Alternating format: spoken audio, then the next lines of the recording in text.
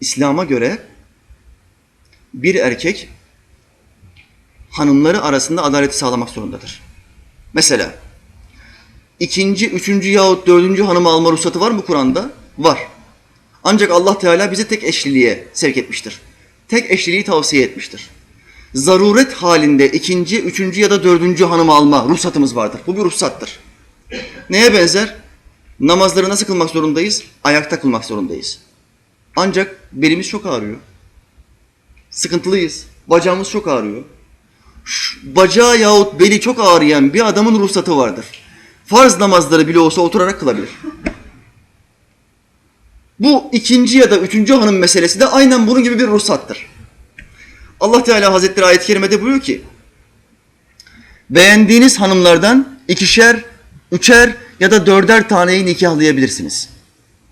Allah'ımızın ayetidir. Efendimiz Aleyhisselam'ın kaç hanımı vardı? 11 hanımı vardı. Ona mahsus olmak üzere. Halbuki hiçbir Müslüman 4 hanımdan fazla alamaz. Hasais denilen bir mesele vardır Efendimiz Aleyhisselam'a özel. Sadece ona mahsus. Mesela biz Müslümanlara kaç vakit namaz farzdır? 5 vakit namaz. Peygamberimiz Aleyhisselam'a kaç vakit namaz farzdır? 6 vakit namaz farzdır. Teheccüd namazı Efendimiz Aleyhisselam'a farz-ı ayındır. Her gece kalkıp kılmak zorundadır. Buna hasais denir. Yani ona mahsus olan, bize mahsus olmayan. Bir olay daha anlatayım. Efendimiz Aleyhisselam oruç üstüne oruç tutmuş mudur? Tutmuştur. 2 gün üst üste, 3 gün üst üste hiç orucunu açmadan, hiç su içmeden oruç tutmuştur. Bu bize caiz midir? Değildir, haramdır. Muhakkak iftar vakti orucumuzu açmak zorundayız. Peki niye Allah'ın peygamberi tutabiliyor da biz tutamıyoruz? Hasaistir, ona bahşedilmiş bir özelliktir. Sahabi bu soruyu Peygamberimiz Aleyhisselam'a sordu. Sultanım Aleyhisselam ne cevap verdi? Beni melekler yedirip içiriyor. Siz buna güç yetiremezsiniz. Aynen bunun gibi de 11 hanımla sınırlandırılmıştır Efendimiz Aleyhisselam'ın evlilikleri. 11'den sonra Allah Teala bundan sonra sana evlilik caiz değildir, İzin yoktur diye ayet-i kerime göndermiş ve Peygamberimizin hanımlarının sayısı belli olmuştur. Yine başka bir ayet-i kerimede Peygamberin hanımları müminlerin anneleridir buyuruyor Mevla Teala. Onun bütün hanımları bize ne olmuş oluyor? Anne. Fıkıhtan bir delil getireyim yine buna. Peygamberimiz vefat ettikten sonra hiçbir Müslüman onun hanımlarıyla evlenemedi. Neden? Bir evlat annesiyle evlenebilir mi? Yasaktır. Caiz değildir, haramdır. Dolayısıyla hiçbir Müslüman hiçbir annemizle evlenemedi. Bu ayetin delillerinden bir meseledir. Şimdi adaleti sağlamak için her gece bir hanımla beraber uyumak zorunda Allah'ın peygamberi. Aynı hanımla 2 gece üst üste yatamaz. Mümkün değil. Yasaktır. Adaleti sağlamayanlardan olur. Ayşe anamız da bundan dolayı tereddüt ediyor. Tam bu noktada aklıma bir mesele geldi. Hazreti Ömer'in halifeliği zamanında nakledeyim. Kadının bir tanesi Halife Ömer'e geldi. Yanında da Hazreti Kâb diye bir alim vardı. Kadın şöyle dedi: ey halife, benim bir kocam vardır. Bütün gece ibadet eder, bütün gün oruç tutar. Kocamın hali budur, dedi. Halife Ömer şöyle dedi: ne güzel, ne mübarek bir kocam varmış. Aman kocana sahip çık, sağlam tut. Gözü gönlü başka bir tarafa kaymasın. Bu çok hayırlı bir adamdır. Deyince kadın söyleyeceği diğer kelimeyi söyleyemez. Ve utanarak çekilir. Halife Ömer'in yanındaki Hazreti Kâb, o alim kişi der ki: ey halife, o kadın sana kocasını methetmedi. O kadın sana bir şikayette bulunmak için buraya gelmişti. Sen kadının lafını ağzına tıkadın.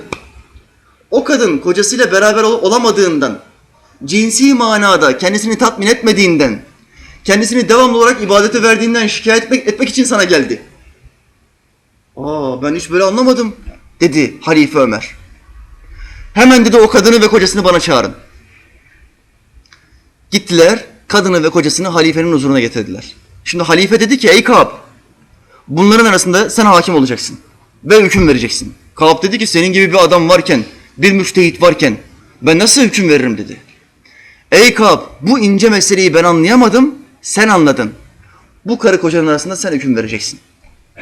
Hazreti Kâb der ki: ey kardeşim, bu hanımınla 3 geceden fazla ayrı yatman haramdır. Caiz değildir.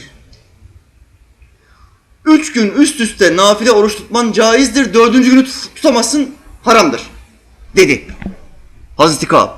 Şimdi Hazreti Ömer şaşırdı. Dedi ki mübarek, Kur'an'da böyle bir ayeti kerime var. 3 günden fazla hanımdan ayrı yatamazsın diye. Yahut da 3 gün üst üste oruç tutabilirsiniz. 4. günü tutamazsınız diye ne bir ayet var, ne de bir hadis var. Sen bu hükme nereden vardın? Bak şimdi alim nasıl oluyor? Peygambere yakın alimler neden alim? Neden onların tefsirlerine ihtiyacımız var?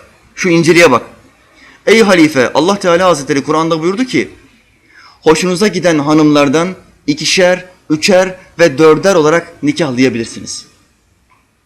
Bu ayet-i kerimeden anlaşıldığına göre her Müslüman en az 4 gecede bir gece hanımıyla beraber uyumak zorundadır. Dolayısıyla bu Müslüman kardeşimiz 3 gece ibadete kalkıyorsa 4. gece muhakkak bu hanımın yanında olmak zorundadır. Eğer hanımının yanında olmazsa hanımının hakkını vermemiş demektir, kul hakkına girmiş demektir. Bundan dolayı caiz değildir. Bu kul günahkar sınıfındadır. 3 gün üst üste oruç tutarsa ve zayıf düşerse, yine hanımını cinsi manada tatmin etmezse bu kul günahkardır. İslamiyet kadını boşama hakkını kime vermiştir? Erkeğe vermiştir. Ancak bazı şartlarda boşama hakkı kadına da geçer. O şartlardan bir tanesi nedir? Erkek cinsi kuvvetini kaybederse yahut da çok çalışmasından sebep yahut çok ibadetinden sebep kadınla olan beraberlikten kaçarsa, cinsi birleşmede bulunmazsa kadın kocasını kadıya şikayet eder. Ve der ki bizi boşa. Kadı da kocası kadının hakkını vermediği için ikisini boşar. Erkeğin nasıl cinsi ihtiyaçları varsa efendiler kadınların da cinsi ihtiyaçları vardır. Bunu helaliyle görmezlerse bu iki insan haramla görürler. Zinaya kapı aralamak caiz değildir, yasaktır. Kur'an diyor ki وَلَا تَقْرَبُوا zina, zinaya yaklaşmayın. Yapmayın demiyor, yaklaşmayın diyor. Kadın ve erkek, karı ve koca beraber olmazsa kapı açılmış demektir. Artık şeytana kapı açıldı. Birisinden birisi muhakkak zinaya gidecek. İslam bunu yasaklıyor. Bak nereye geldik?